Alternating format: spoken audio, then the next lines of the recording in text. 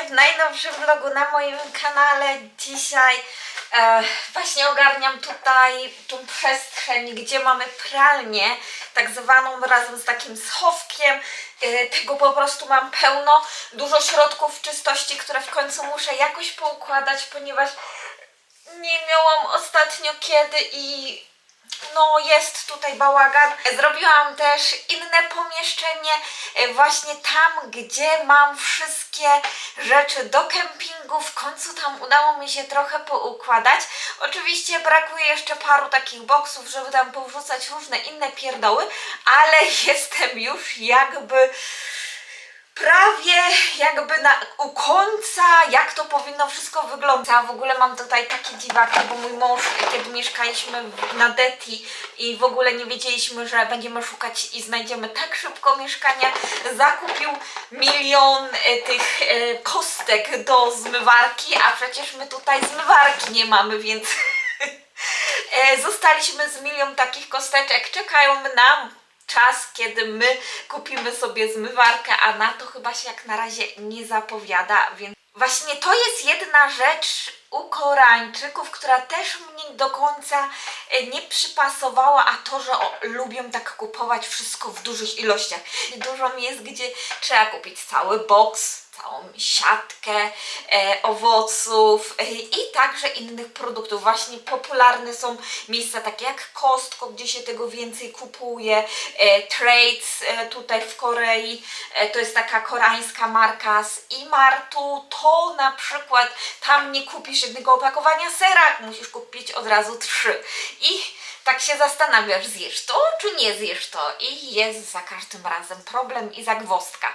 Dobra, ja tutaj się zabieram za sprzątanie tego miejsca, już mam jako tako plan, ale muszę jeszcze znaleźć parę pomysłów, jak tutaj to wszystko ładnie poukładać i pewnie dokupić jeszcze jakieś takie fajne boksy, aby wszystko pochować, takie mniejsze pierdoły. Tych większych nie, ale te mniejsze takie pierdółki wolałabym mieć popakowane w boksach, żeby mi po prostu się nie gubiły i nie walały po całym pomieszczeniu.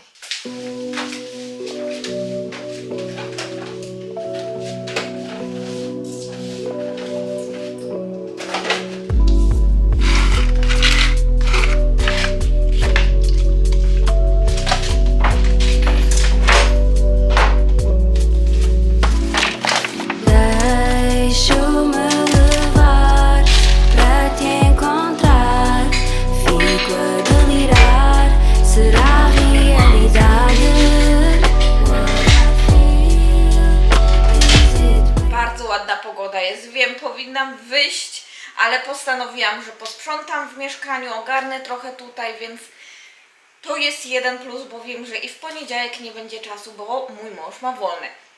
W Korei jest tak, że jeżeli święto wypada w weekend, to oddaje się dzień wolny w ciągu tygodnia. Dlatego prawdopodobnie jutro jedziemy na kemping i w poniedziałek po prostu późnym wieczorem wrócimy do domu.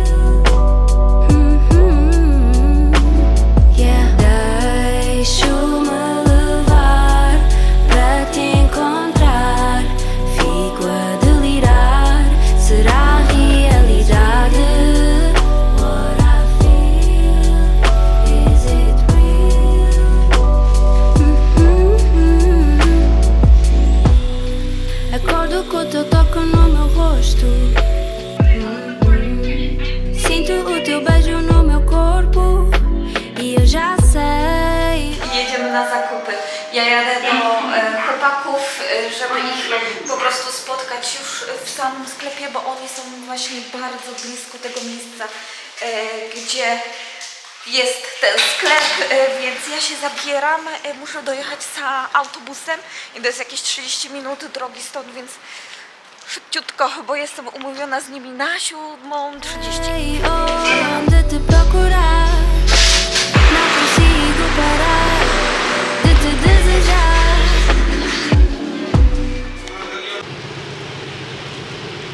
Jedziemy na kemping. Dzisiaj mamy specjalny kemping, ponieważ jest to kemping na Dzień Dziecka. Niestety pogoda again nam nie dopisała, ponieważ strasznie pada. No, jakoś nie mamy szczęścia do pogody, ale staramy się i tak z uśmiechem jechać na ten kemping, spędzić fajnie czas, ale najpierw zjemy sobie shabu dzisiaj, ponieważ dopiero możemy wjechać na kemping od godziny 2, więc wcześniej chcielibyśmy zjeść, aby mieć trochę sił na to, żeby rozstawić ten kemping.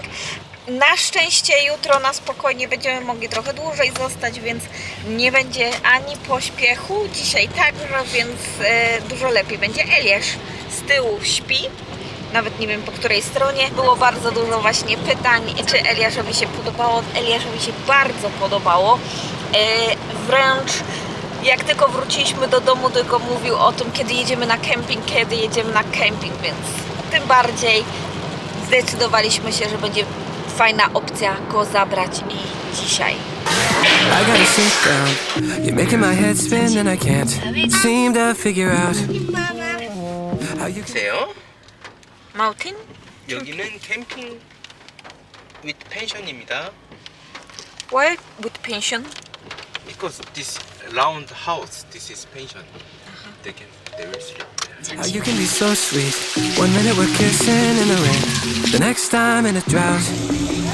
Please don't hold me, 'cause I'm afraid of where those hands have been. Is tired. Yes?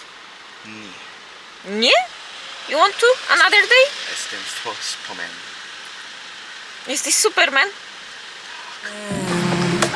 You say he's nothing, then why you smell like his cologne? Don't act like you don't know, I wouldn't put it back. Strasznie dużo takich punktów u mnie w mieszkaniu, gdzie są bardzo niskie, gdzie mogę postawić kamerę i na spokojnie z wami porozmawiać. Wróciliśmy właśnie z kempingu.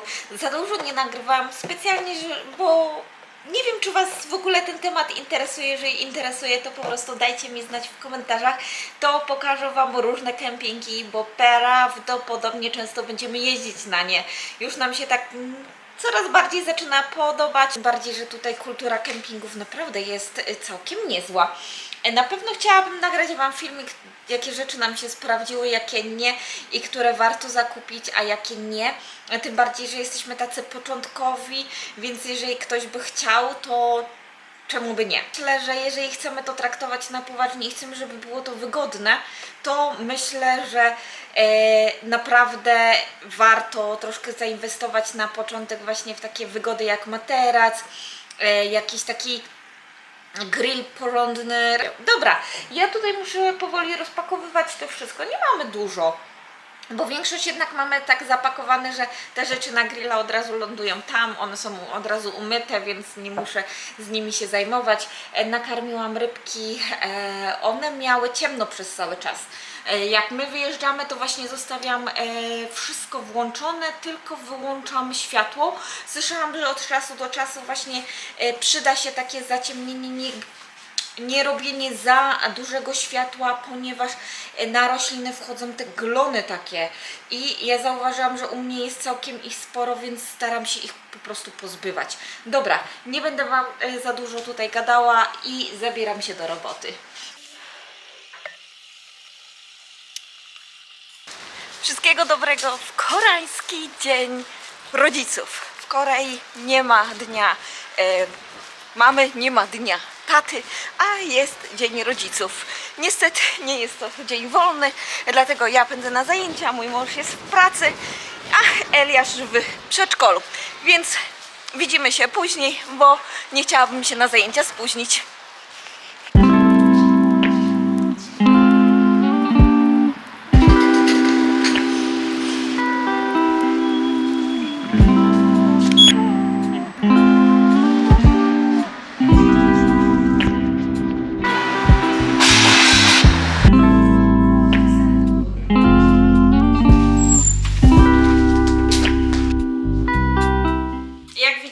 Wróciłam z zajęć i zaskoczyła mnie ilość tych paczek, ale nie tylko, bo tutaj mam z Daiso. Parę rzeczy jest ostatnimi rzeczami, które zakupiliśmy razem z mężem na kemping. Dlatego, że po tych 2 kempingach już wiemy, co potrzebujemy jeszcze, a czego właśnie już więcej nie będziemy kupować. Czyli dokupiłam właśnie takie metalowe, fajne nożyczki. Kupiłam także takie, myślę, że bardzo przydatna rzecz.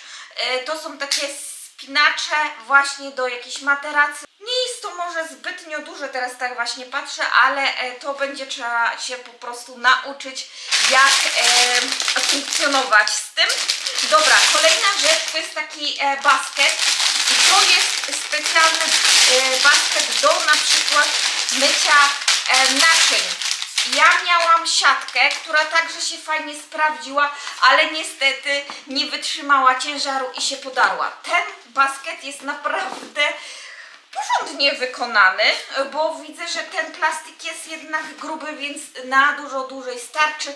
Jest on wodoodporny. Dobra, teraz zaczniemy od takich opakowań, tych opakowań, których ja w ogóle nie znam i nie wiem, co tutaj jest, więc dla mnie też to będzie zaskoczenie.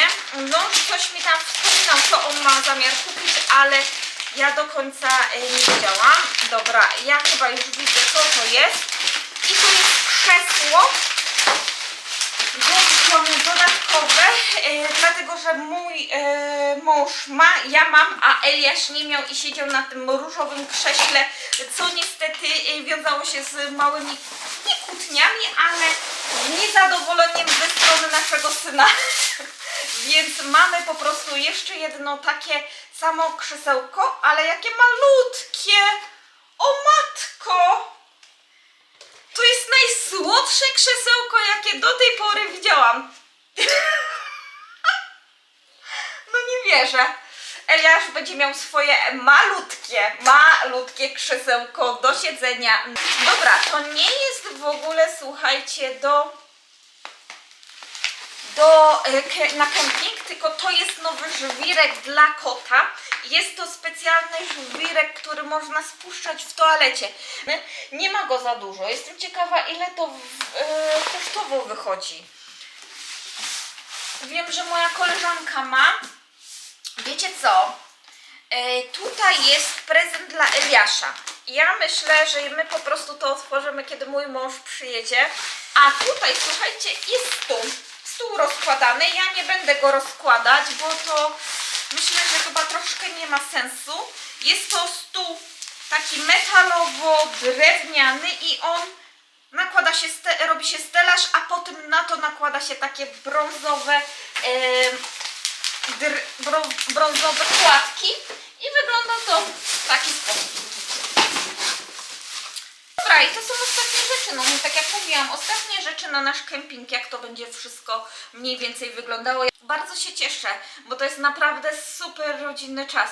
Ja wiem, że to trochę tak kosztowo i w ogóle, ale powiem wam szczerze, że to starczy nam na bardzo długo, na takie wyjazdy i to są rzeczy, które się nie zepsują po pierwszym wyjeździe, albo po pierwszym wyjeździe trzeba to wyrzucić, a powiem wam szczerze, że nam się bardzo to spodobało.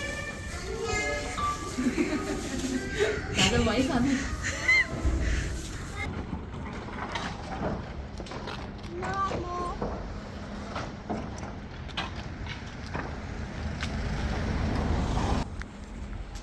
To już oficjalna rozbiórka okolicy się rozpoczęła. Panowie zaczęli ściągać dachy, poubierani w kombinezony, ale się nie dziwię, bo w środku było bardzo dużo grzyba, więc dla ich bezpieczeństwa pewnie tak postanowili zrobić. A dziwnie, bo tak od środka to zaczęli rozbiórkę robić, więc dziwnie to wygląda, że tak jeden budynek, paru panów po prostu.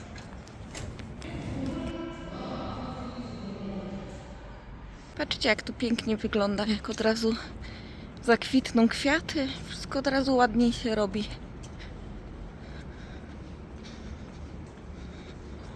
Tutaj też nawet z tym światłem.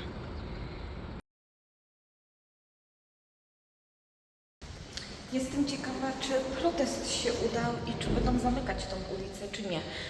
Bo protestowali o to, żeby nie zamykać ulic, aby był po prostu przejazd tutaj stąd, także na drugą część.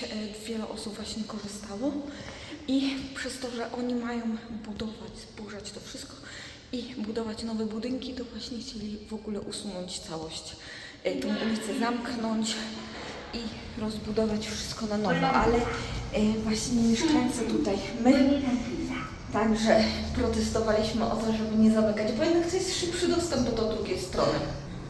Bo tak to byśmy musieli iść na dół i naokoło. A tak to mieliśmy skrót i dużo szybciej bym musiała wychodzić z domu, żeby odprowadzić Eliasza.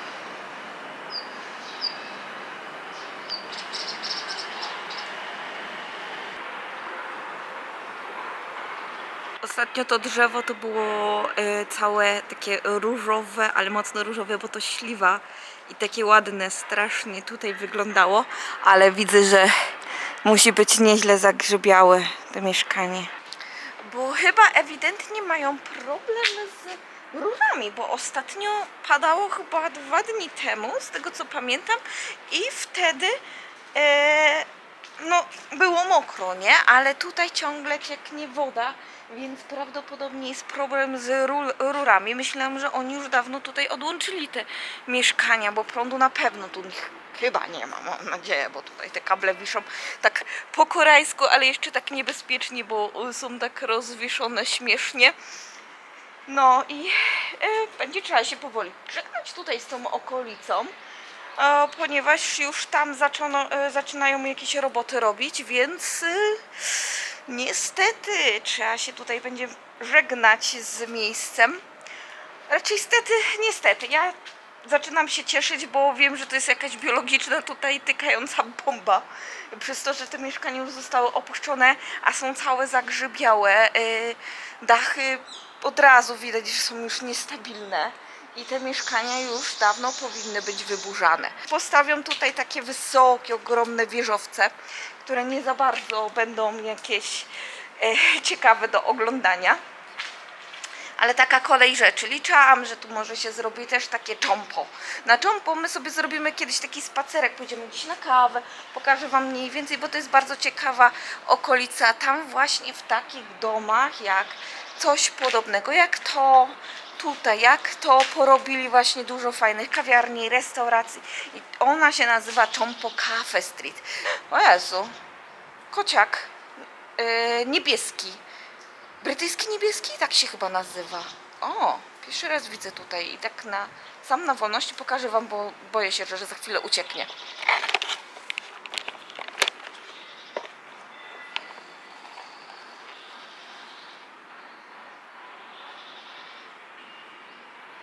A może nie? To jakiś szary dachowiec, ale bardzo ładny kolorek ma.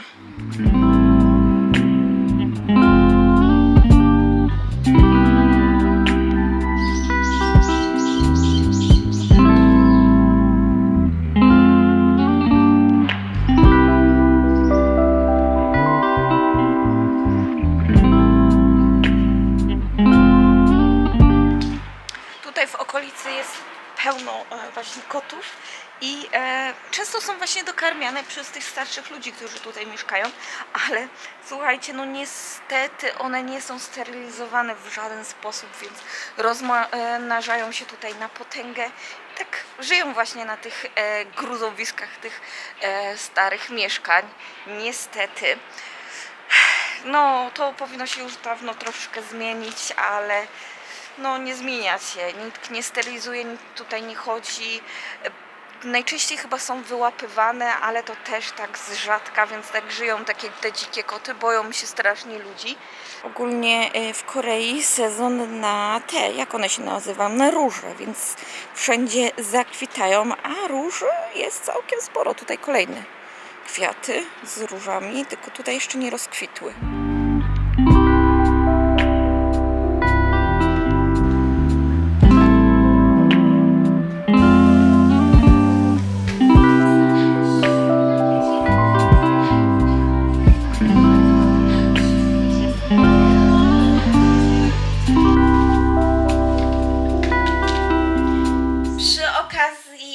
Rozmowy na temat kotów było zadane do mnie jedno pytanie na temat historii naszego kota.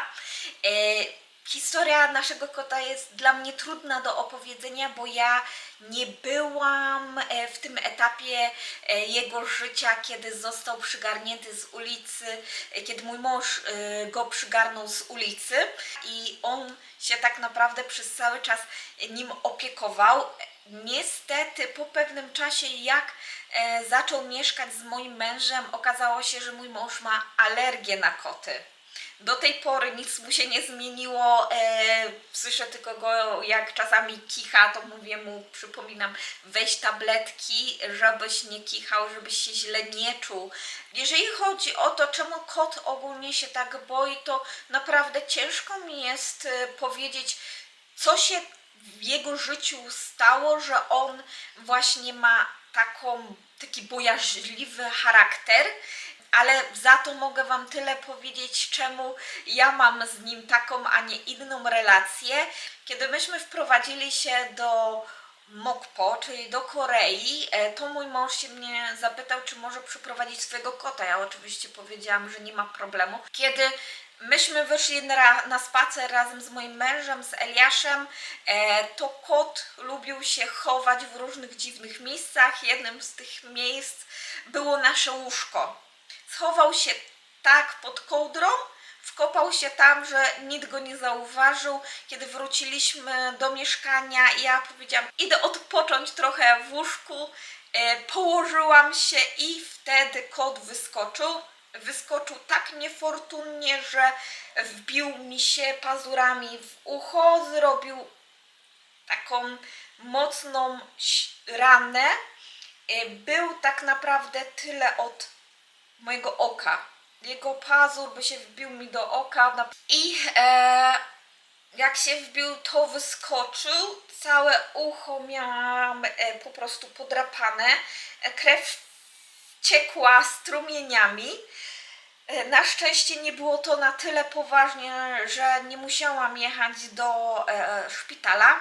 Zagoiło mi się to na spokojnie. Na szczęście kot miał szczepienia, więc nie musiałam się o to martwić, ale niestety od tamtej pory raczej staram się trzymać do kota na dystans. Raczej może nie do końca na dystans, ale raczej uważać na to, co robię przy nim. Jak oglądamy telewizję, kot leży koło mojego męża, to czasami tam też spróbuje do mnie, ale ja czuję troszkę strach, kiedy wbija pazury, kiedy chce tak tymi pazurkami, tak wiecie, jak to koty zrobić. Ja mam trochę strach.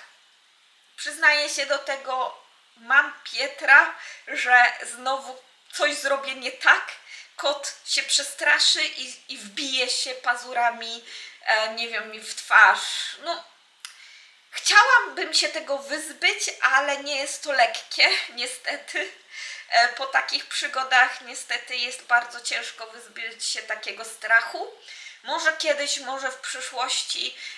Na pewno kot zostanie razem z nami, nigdzie nie zostanie oddany, nawet jeżeli chodzi o mój strach, nawet jeżeli chodzi o alergię mojego męża, chociaż czuję, że się męczy.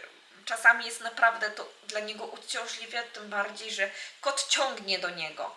Kot był całe życie razem z moim mężem i po prostu ciągnie go do niego, ale później mój mąż ma problemy, ma zaczerwienioną skórę, drapie się po nocach, więc staramy się jakoś to tak, wiecie, dysponować na tyle, żeby mój mąż nie miał problemów zdrowotnych, ale żeby też kot nie czuł się osamotniony. Tyle chciałam Wam powiedzieć na temat historii naszego kota. Jeżeli jeszcze macie jakieś pytania, dajcie znać po prostu w komentarzach. Postaram się na nie odpowiedzieć.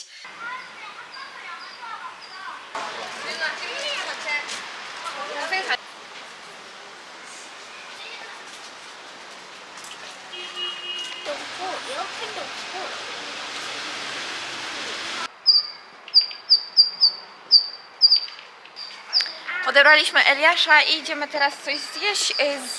Mamy jedną restaurację, ale ona dopiero jest o 17, więc wcale się nie śpieszymy.